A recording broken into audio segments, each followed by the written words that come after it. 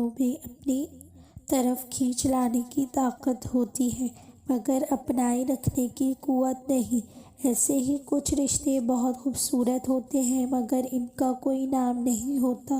ان پر ہمارا حق خود بخود اس طرح کا ہو جاتا ہے کہ وہ ہمیں ہر حال میں اپنے ساتھ چاہیے ہوتے ہیں، بغیر کسی لالچ، کسی غرض کے۔ بس ان کا ہماری زندگی میں ہونا ہی ایک سکون ہے، ایک تسلی کا باعث ہے۔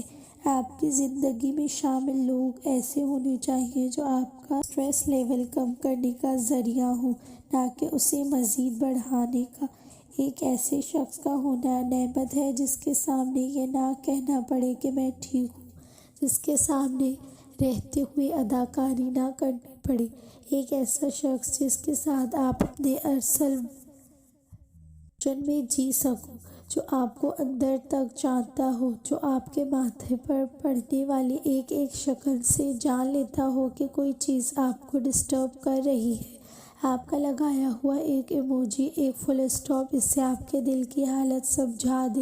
اور ایسا شخص دنیا میں بہت مشکل سے ملتا ہے۔